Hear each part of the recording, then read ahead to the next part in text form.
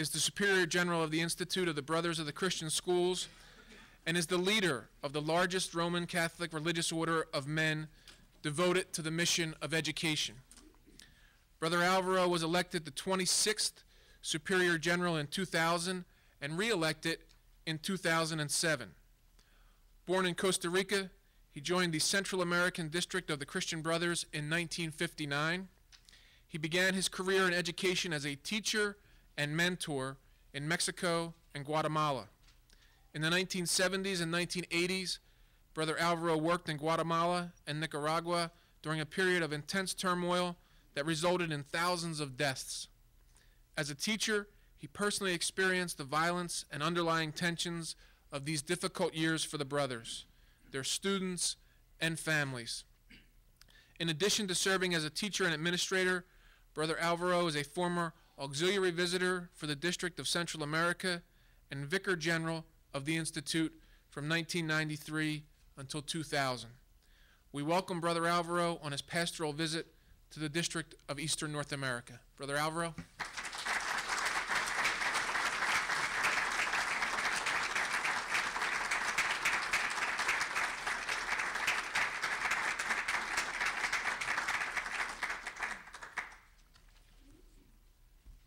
Good morning. I am very happy to have this opportunity. It's my first time to participate in a mission assembly. Many mission councils in each district, but not in a mission assembly. And the ambience is wonderful. I am very happy to be here. You have the text written, because if you don't understand something of my English, you can see the paper. It is a great pleasure for me to be able to participate in the first Lasallian Educational Mission Assembly for the new Dina district.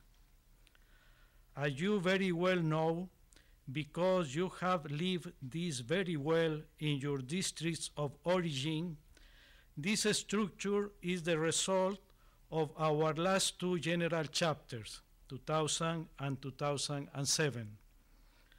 The purpose of this structure is to see that brothers, lay persons, and all those involved in the Lasallian mission foster shared searching and support for choosing response for the needs of the young, both in the discernment of current works and in opening new ones, co-responsible preparation for projects, and share activities among all those who share the mission.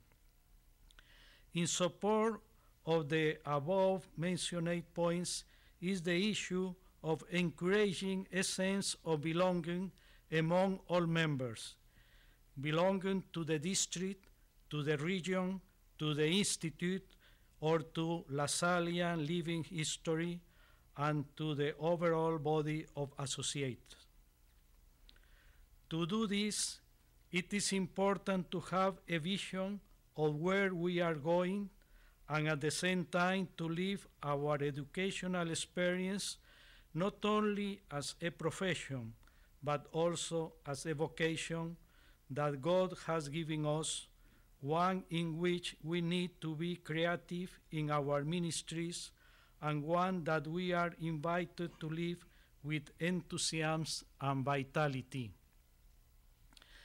The general chapter of 1966-1967, in the context of a changing church and society, encouraged the brothers to embrace the gospel demands of renewal in this new, dramatically changing world.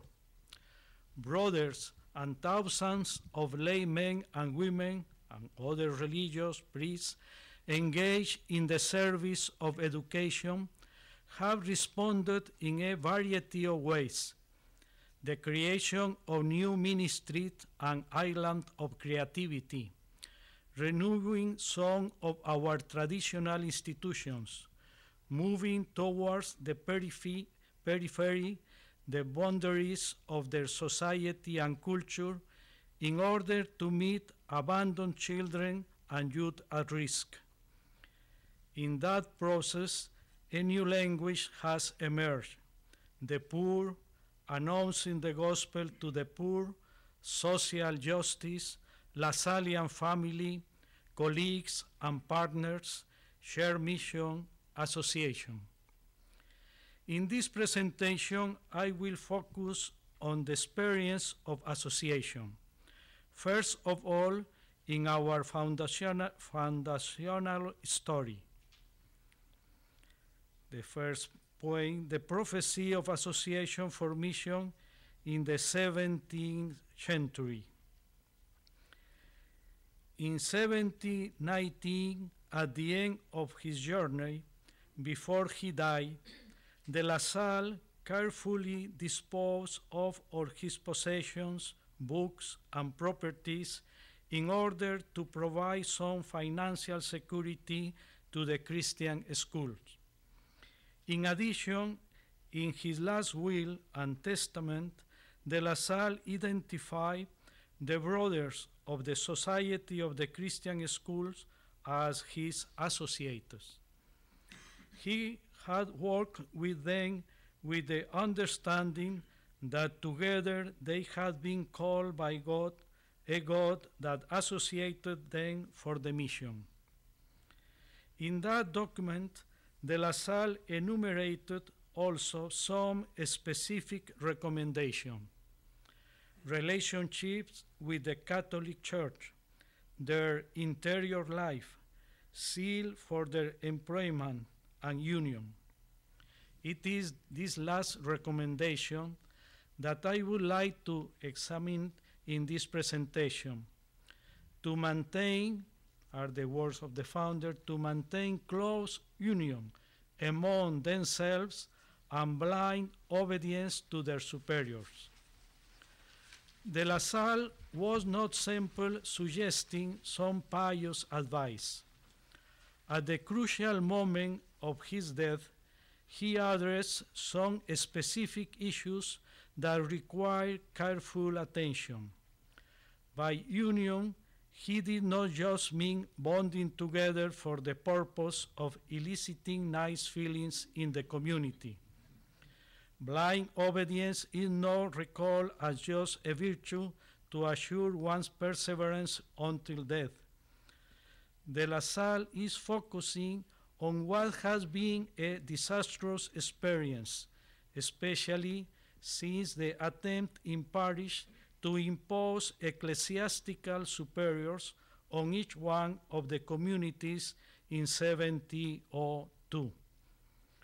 Intentionally or unintentionally, some of the detractors of de La Salle, the biographer referred to them as enemies, were undermining the unity of the Society of the Brothers of the Christian Schools, both the community and their mission.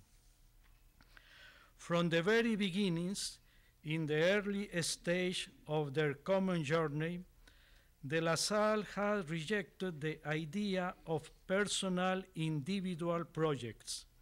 Rather, from the very first letter written by the young canon, he seemed to be assuming leadership of the group, promising to send a school teacher of our community. He speaks about our community. However, it is true that it can be said that in the beginning there was not association. The term did not emerge in his vocabulary until 1691. In the beginning, there was the passion for the education of poor, abandoned children, rooted in the vision of a passionate God attentive to the plight of the poor. At the intersection of the cries of the poor and the attention of a present loving Father, the brother experienced a new way of understanding and judging their social context, and a new way of responding to urgent educational needs of the poor, defending their rights and their dignity. This dream of gratuitous schools for the artisans and the poor progressively became a project transcending the boundaries of the Archdiocese of Reims and its environs. At the moment when this community, decimated by departure and by the death of some of its members, was in danger of disappearing, De La Salle and his brothers moved to the parish of Saint-Sulpice in Paris. De La Salle had well-established relationships with the Society of Saint-Sulpice. In early years, he had been a seminarian with them, keeping close ties with some of his spiritual directors. He had a first-hand experience of their involvement in the formation of clergy and in the spiritual and ministerial renewal of the Church in France. Particularly, with them he had been exposed to the issues and creation of a school for the poor and to the catechetical movement. Ironically, this common vision and expectation did not prevent the interference of the pastor in the life and the work of the community of brothers. De La Salle defended the autonomy of this community of lay brothers who had no intention to become priests and who devoted their lives solely to the creation of innovative approach in the service of education of the poor. In the first association was conceived in the midst of a crisis. The first association was convinced in the midst of a crisis. The fragility of the community weakened their common apostolic project. It was imperative that they remain united and committed in order to ensure the permanency of the community in mission. The secret vow of union and association of three members of the community, Jean-Baptiste de La Salle, Gabriel Rollin, and Nicolas Vuillard, had one purpose: to establishment of the Society of the Brothers. We really do not know why they chose this strategy to defend the identity, the purpose, and the lifestyle of their community. We do know that 50 years before this secret vow, the founders of the Society of Saint-Sulpice, under the leadership of Monsieur Jean-Jacques Ollier, had made a similar vow. Both the narrative describing the motivation for this ritual and the formula used for the celebration of these two events are curiously similar. Both groups, the Sulpicians and now De La Salle with his brother, constituted a small group of three. Both consecrated themselves to the Holy Trinity. Both identify a concrete purpose.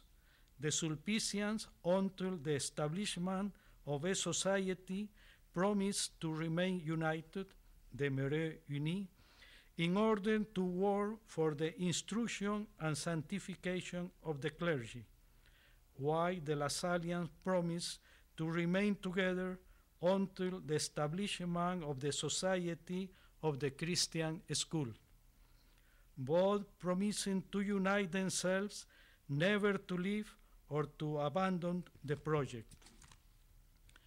The parallelism is too striking to be diminished.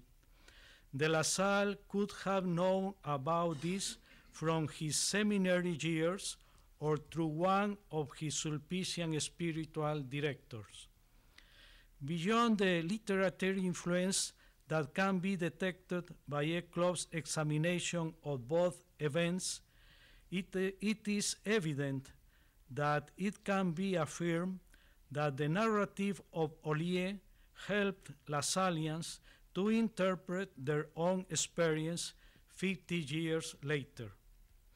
The vow of union and association was therefore central to the foundation of the Society of the Christian School. Furthermore, the new vow of 1691 reinforced the experience of union and association as a fundamental trait of this emerging charisma in the life of the Church. In 1694, the we became I, a personal promise to unite oneself to live in society with, because it's I, but each brother, as the founder, mentioned the other, in his own formula, mentioned the other names of the 11 companions of this consecration. And maybe it's the treasure, the biggest treasure that we have in our archive in Rome. This formula we conserve in Rome, this original formula of the founder of the 12 first brothers. Keeping together and by association gratuitous school wherever they may be, even if I were obliged, in order to do so, to beg for alms and to live on bread alone, and to do in the said society whatever I shall be assigned, whether by the body of the society or by the superiors who will direct it. And there it is. In 1694, the vows of obedience to the body of the society and to the superiors, the vow of association and of stability, celebrated the mystery of a Trinitarian God, whose glory is the salvation of all, and who has chosen us, calling us together to become his co-workers in this story. Notice that obedience here is not an additional obligation. It is a central dimension that guarantees association and union. Likewise, stability is not added to the other two. It is the dedication to community building for the continuity of mission. Permanency of a community in mission therefore implies that the mission is the driving force requiring a community charged with the mission. Without association, stability, and obedience, there would not be a society of the brothers of the Christian schools. That the brother understood exactly the significance of those vows is evident in the proclamation of the election of de La Salle as superior. We, the undersigned, having associated ourselves with Monsieur de La Salle, priest, by vows pronounced yesterday to conduct the gratuitous school together, recognize that, as a consequence of these vows and the association we have created by them, we have chosen Monsieur Jean-Baptiste de La Salle as superior, and we promise to obey him with complete submission, and thus he will appoint as superiors over us.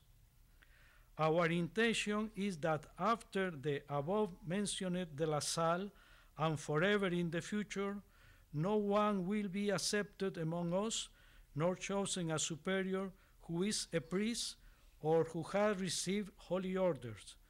And we will neither have nor admit any superior who is not associated and who has not made vows like ourselves and like all those who will be associated with us in the future. The date is wrong. There is a mistake. It's 1694.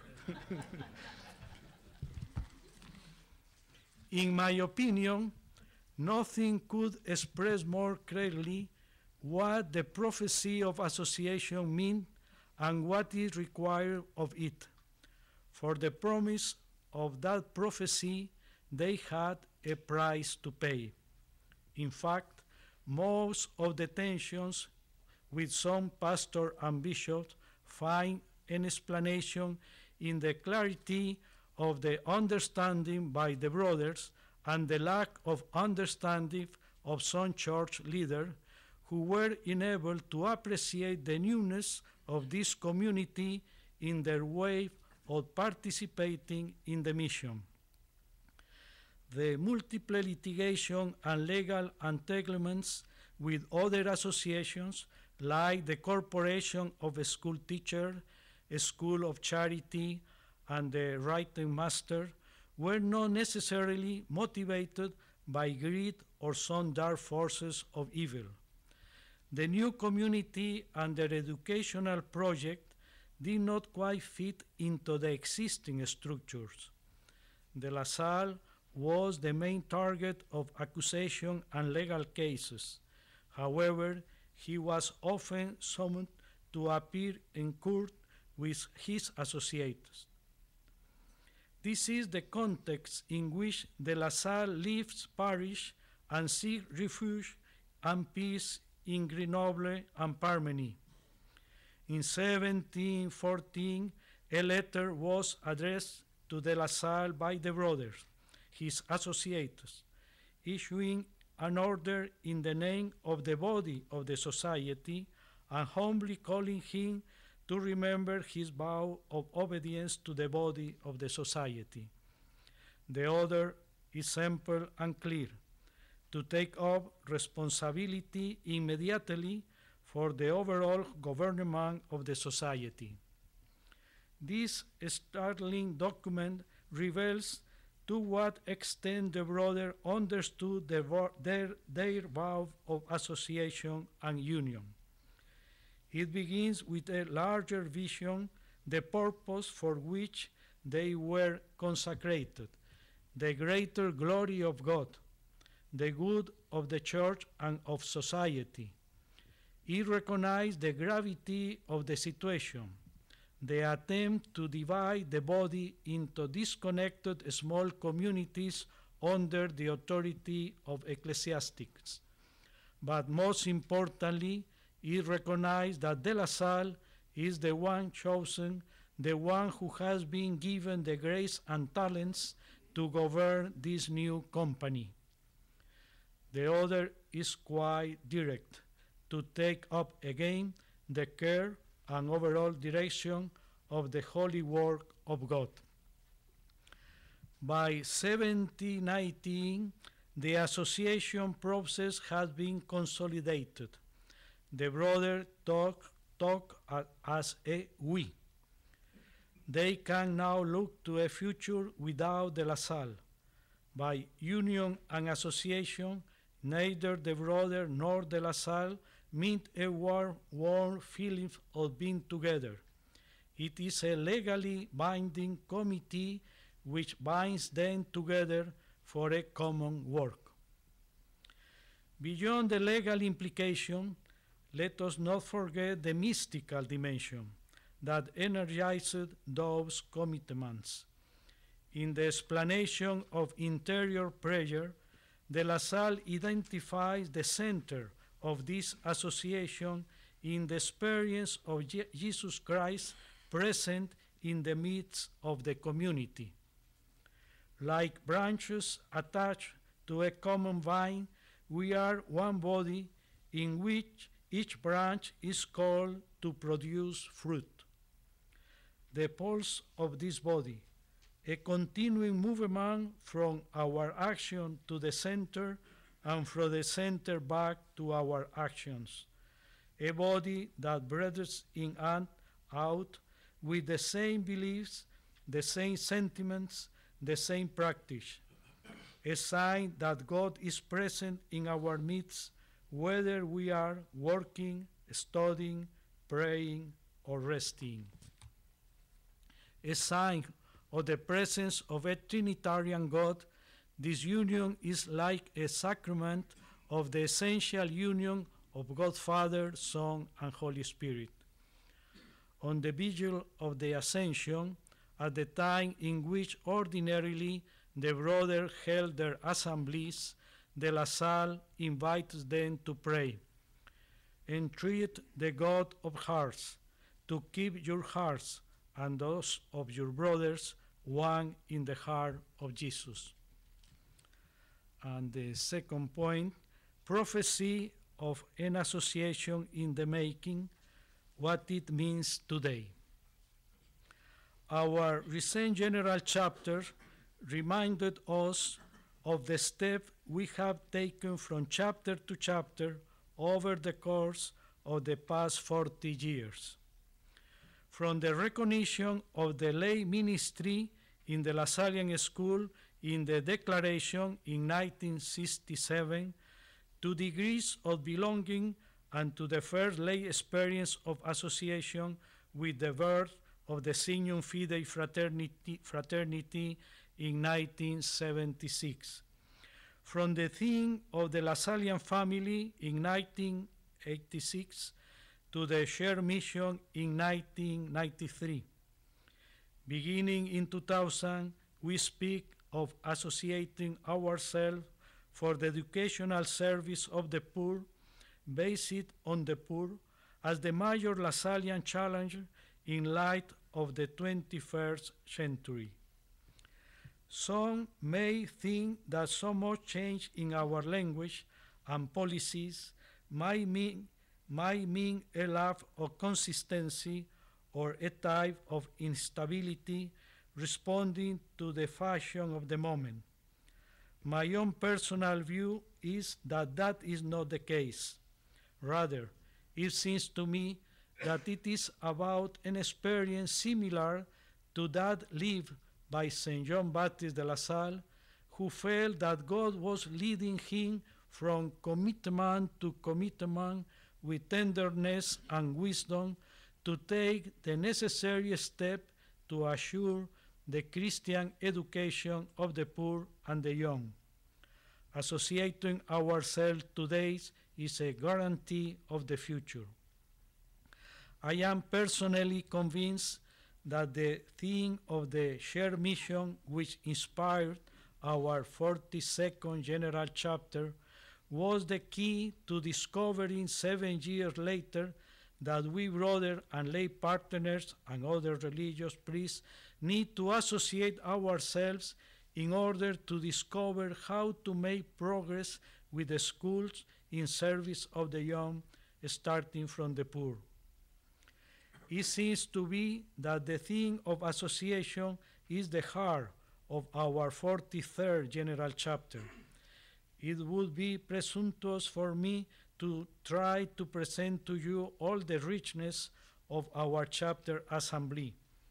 I will be content with highlighting some points which I personally feel are very important.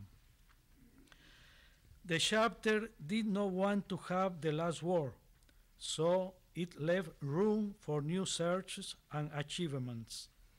If, as it says in the Rule of the Brothers, that the mission is always to be discovered, we can also say that association is being constructed day by day.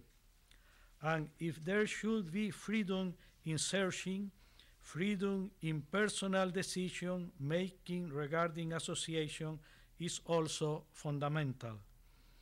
Association can never be the result of an imposition, nor should it be a kind of trampoline that is used to reach position of prestige.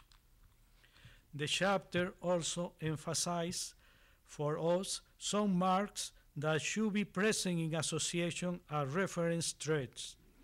Allow me to make a brief comment on each of them. The first, a vocation to live in accordance with the charism of St. John Baptist de La Salle and his values.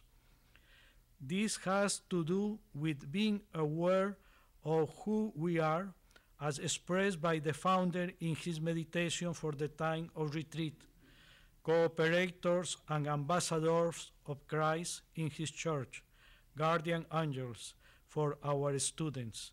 It is about living the wonderful profession of teacher as a call from God to build his kingdom through Christian education and being inspired by Lasallian values. Second, a life of faith that discovers God in reality in the life of Scripture and for persons of other religions according to their own sacred text. This has to do with discovering God's saving plan, enlightened by God's word, in events and in persons, especially the poor, as the founder was always attentive to and moved by reality in the light of faith. This experience can be lived from each respective creed. Other Lasallians committed with us in building a more human world through education.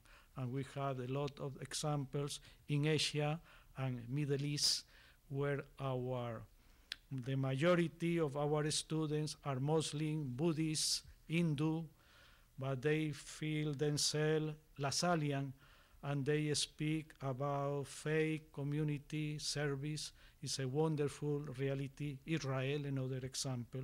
In general, the Middle East, the Berlin University, a very nice example. Maybe the most important university that we have in the LaSallian mission. There are other very important, Philadelphia. But I think at the international level, as you know, it's responsibility of your region, the University of Berlin. It's yours.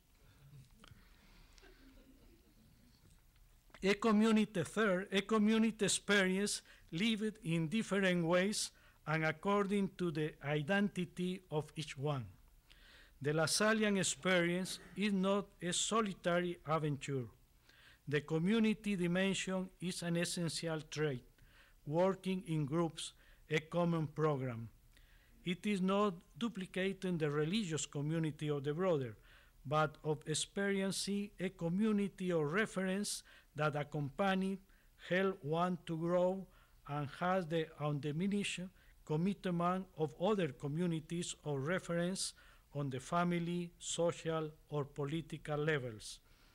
Every Lasallian is called to feel like a brother or sister without borders, always willing to lend a hand and to overcome difference.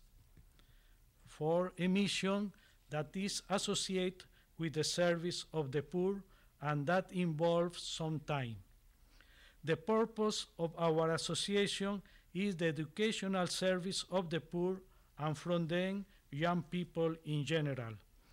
No matter where we carry out our mission, we need to have a serious concern and a clear preference for those who need us the most. This purpose should make us creative and should lead us to sensitize the more well-off young people to the shortage of others, not just on the statistical level, but with concrete experience that will allow them to get to know reality better. I am very happy after my visit to almost all the districts. Now is the last district from your region that I am visiting. The number of the group of service that are in all our schools in United States is a wonderful reality. I remember some days ago in El Paso, a very nice group called Juarez Joven.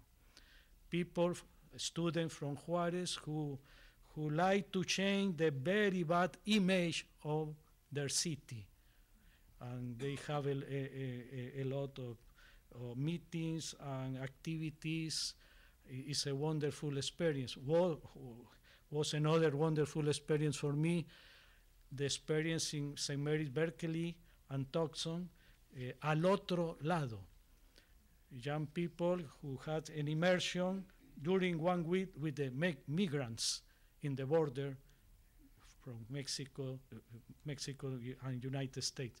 But there are here in your district, in these days, you have the wonderful experience, Ocean Thai, Family Thai, San Miguel Schools, the volunteers. there are a lot of wonderful realities here in your region. I think never in the past we lived so strong the La Salle mission as today. Brothers, lay people, and others. It's a new reality, but it's a very nice reality.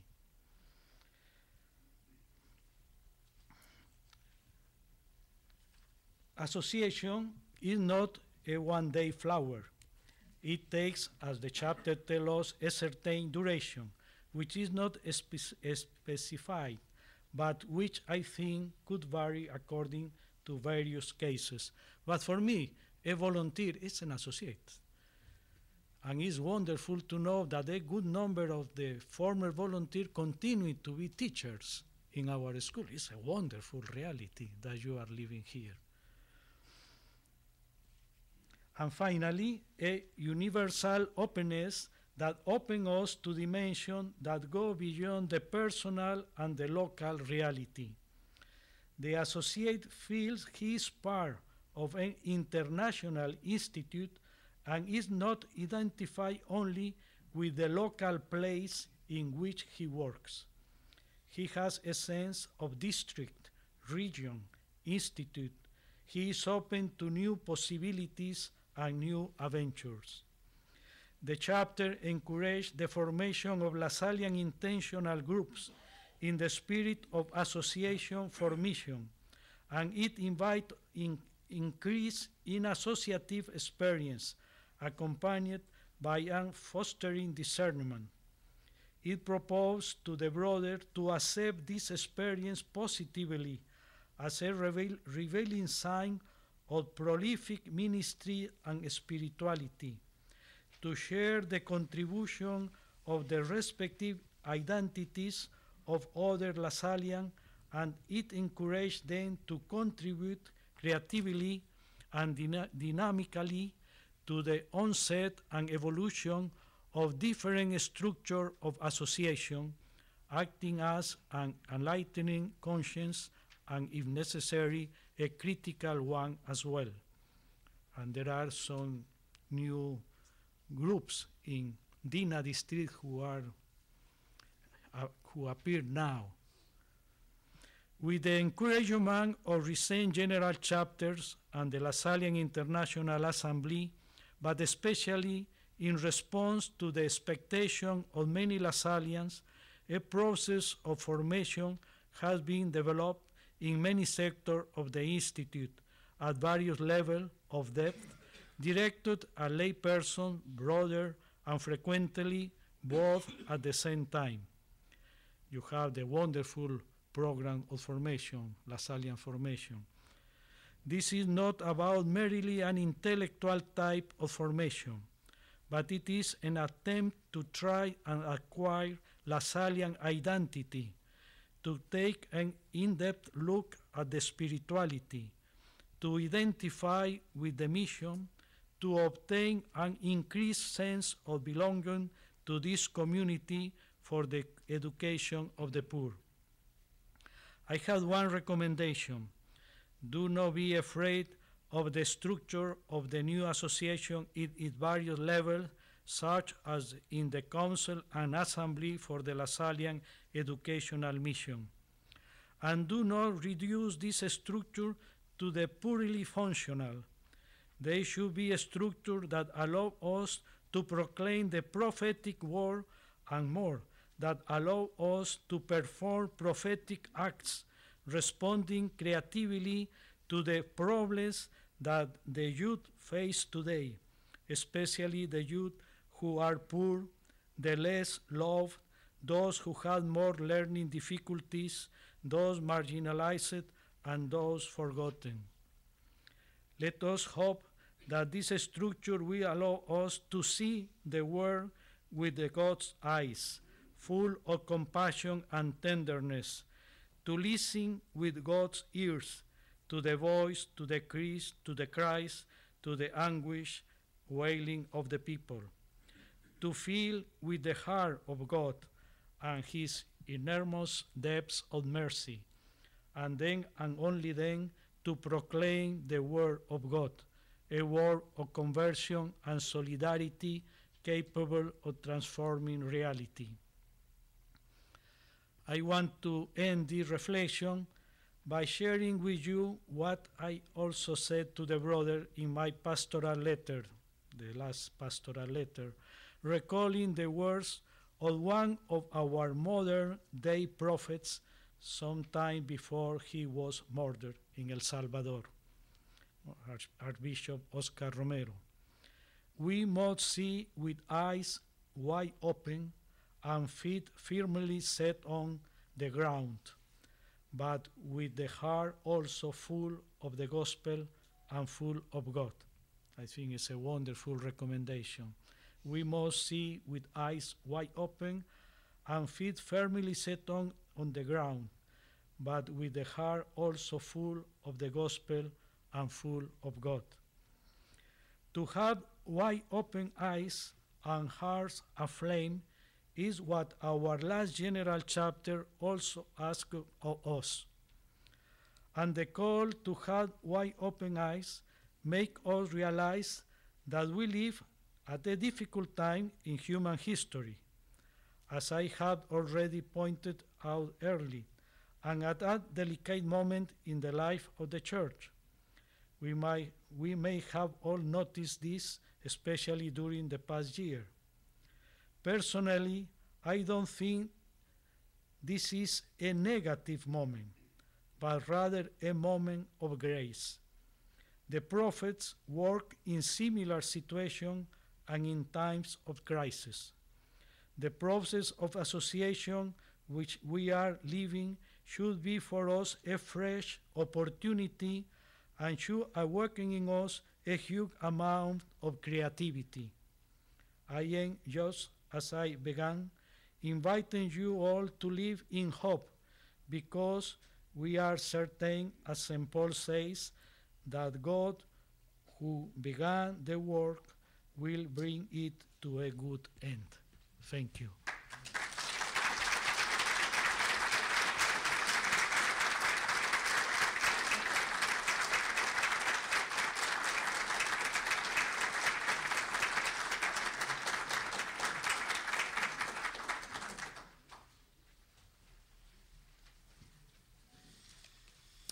Thank you very much, Brother Alvaro, for providing the opening keynote to our inaugural assembly, and also for giving us very much to reflect upon and discuss. So again, thank you very much.